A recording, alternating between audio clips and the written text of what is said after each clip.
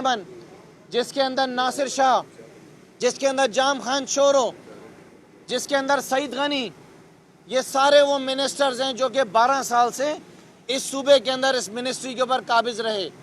کیا بلاول نے کل ان کو بلایا رات کو, ان سے پوچھا کہ میرا شہر کیوں ڈوبا ہوا ہے, کیوں میرے شہر کے ساتھ یہ سلوک کیا جا رہا ہے؟ میرے خیال سے بلاول کا شہر جو ہے وہ دبئی ہے. بلاول کا شہر نہ تو کراچی ہے نہ تو لاڑکانہ ہے, اور یہ بات ہمیں بار بار ثابت ہو رہی ہے. 38 نالوں کا, جس طرح میں نے آپ کو بتایا, 38 نالوں کی اناؤنسمنٹ کی گئی تھی. 1 ارب روپے جو ہیں وہ ورلڈ بینک کی طرف سے دیے گئے تھے اور اس کا کچھ نہیں پتا. آج ہم بڑے افسوس کے ساتھ اور شرمندگی کے ساتھ ورلڈ بینک سے ڈیمانڈ کر رہے ہیں کہ ورلڈ بینک جو ہے اس 1 ارب روپے کا آڈٹ کرائے, اس 1 ارب روپے کا آڈٹ بھی کرائے, اور اس کے ساتھ ساتھ اس کو پورا انویسٹیگیٹ کرے کہ یہ پیسہ گیا کہاں. 22 کروڑ روپے جو ہیں وہ ڈی سی کو مل چکے ہیں, اس کے علاوہ 3 کروڑ روپے کمشنر کو مل چکے ہیں. باقی رہے 75 کروڑ روپے, وہ اللہ جانے 75 کروڑ روپے کہاں گئے. اگر نیک نیتی ایمانداری کے ساتھ, پہلے تو شرم سے ڈوب مرنے کا مقام ہے کہ ورلڈ بینک جو ہے وہ 1 ارب روپے کی گرانٹ دے رہا ہے $8 ملین کی, اور وہ کہہ رہا ہے کہ بے شرمو جا کے اپنے نالے صاف کر لو, تمہارے لوگ بیمار ہو رہے ہیں, بارش میں لوگ مر رہے ہیں, کرنٹ لگ رہا ہے, کچرا بھرا ہوا ہے. اور یہ کچرا بھرتا کون ہے حمید صاحب؟ یہ کچرا بھرتا کون ہے؟ یہ کچرا بھرتے ہیں انہی کی ڈی ایم سیز 12 سال سے. اور اس کا چیئرمین کون ہے؟ نالے کی صفائی کا جو چیئرمین ہے وہ بلال غفار صاحب, ان کے چیف منسٹر مراد علی شاہ صاحب ہیں. کچرے کی صفائی کے بھی ذمہ دار مراد علی شاہ صاحب ہیں, کیونکہ وہ Sindh solid waste management board کے چیئرمین ہیں. اور اس کے علاوہ Karachi water and sewerage board جو ہے اس کے چیئرمین بھی مراد علی شاہ صاحب ہیں. تو ورلڈ بینک کو جو انکوائری سٹارٹ کرانی چاہیے, جس حکومت کو پیسہ دیا ہے, ورلڈ بینک کو مراد علی شاہ صاحب کے خلاف ایک انکوائری کال کرنی چاہیے کہ جو $8 ملین دیے گئے ہیں وہ پیسہ کہاں گیا ہے, اس کا ذمہ دار کون ہے. یہ ہمارے ملک کی توہین ہے, یہ ملک کے لیے بے عزتی ہے کہ نالوں کی صفائی کا پیسہ بھی جو ہے وہ بے ضابطیوں کے نظر ہو جاتا ہے. اس کے علاوہ میں ایک بات اور کہنا چاہوں گا کہ میئر صاحب, ہمیں آپ سے بھی سوال ہے کہ آپ کا ہمیشہ یہ کہنا ہوتا تھا کہ پیسہ نہیں ہے, پیسہ نہیں ہے. ہم آپ سے بھی سوال کرتے ہیں کہ یہ 1 ارب روپے کہاں گیا, یہ 1 ارب کہاں گیا. اس کی انویسٹیگیشن مکمل طور پر ہونی چاہیے. یہ شہر میرا کراچی کب تک روتا رہے گا؟ یہ شہر میرا کراچی کب تک پانی کے لیے ترستا رہے گا؟ کب تک یہاں پہ واٹر مافیا رہیں گے؟ کب تک یہاں پہ صفائی کا رونا رہے گا؟ کب تک یہاں پہ تعلیم کا رونا رہے گا؟ کب تک یہاں پہ صحت کا نظام جو ہے اسی طرح ہمارا جو ہے وہ سڑتا رہے گا, اور اسی طریقے سے ہم یہ روتے رہیں گے. میں اس کے ساتھ ساتھ یہ بھی ڈیمانڈ کر رہا ہوں کہ جتنی کرپشن ڈی ایم سیز کے اندر اس 4 سال کے اندر ہوئی ہے, اتنی کرپشن میرے خیال سے پاکستان کی ہسٹری کے اندر کسی بھی, آج جتنی بھی لوکل گورنمنٹ سسٹم آئے پورے پاکستان کے اندر, اتنی کرپشن میری نظر کے اندر جتنی سندھ کے اندر ہوئی ہے کسی ڈپارٹمنٹ کے اندر نہیں ہوئی, نہ آج سے پہلے کبھی ہوئی ہوگی.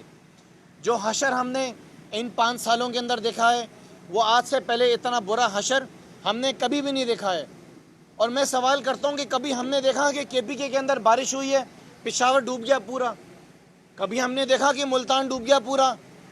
کبھی ہم نے دیکھا کہ پنجاب کے کسی شہر کے اندر اتنی تباہی آئی؟ کبھی ہم نے بلوچستان کے اندر دیکھا کہ بارشوں کے اندر یہ طوفان آ گیا؟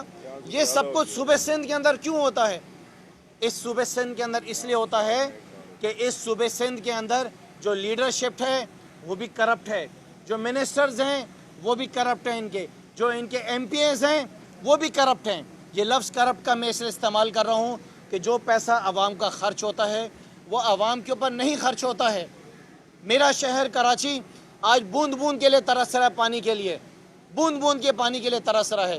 پانی ہے تو ٹینکر کے ذریعے ملے گا. مجھے افسوس ہے اور شرم آتی ہے بات بھی کہتے ہوئے کہ پاکستان کی جتنی سیاسی جماعتیں جو سندھ میں بیٹھ کے سیاست کرتی ہیں ان کے منہ کے اوپر چپ لگی ہوئی ہے. ایک جماعت نہیں ہے جو کل سے سامنے آئی ہو اور اس نے پوچھا ہو کہ کل سے حال شہر کا کیا ہوا ہے. موٹر سائیکلیں ڈوب رہی ہیں, لوگوں کے گھروں کے اندر پانی, بستر جو ہیں وہ تیر رہے ہیں, لیکن کسی کا کوئی پرسان حال نہیں ہے. कमिश्नर कराची हमें कहीं नज़र नहीं आए, अफसोस के साथ कहना पड़ता है, बहुत इज्जत करता हूँ मैं उनकी। डेप्यूटी कमिश्नर्स पूरे शहर के कहीं पे नज़र नहीं आए, and they are also responsible, चूँकि 22 करोड़ रुपए डेप्यूटी कमिश्नर्स को दिए गए थे। लिहाजा वंस अगेन हम 3 चीज़ें डिमांड कर रहे हैं।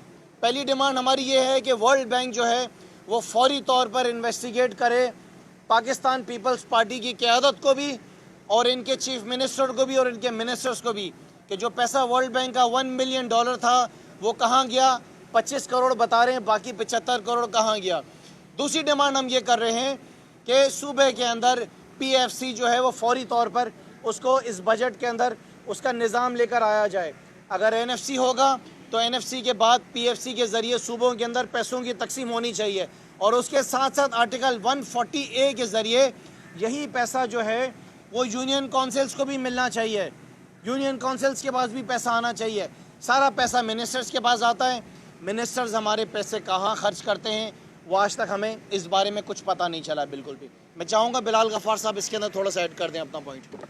जी, बिस्मिल्लाहिर्रहमानिर्रहीम। आप सब लोगों का शुक्रिया।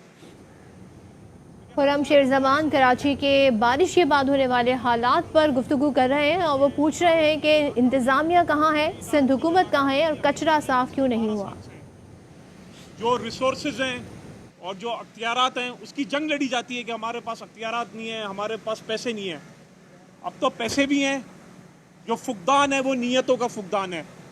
हमारी सिंध असेंबली में एक मुत्तफ़िका तौर पे करारदाद पास हुई थी 1 साल पहले कि हम सूबा सिंध में PFC लाएंगे। क्या वजह है कि KPK में PFC पिछले 5 साल से हो रहा है और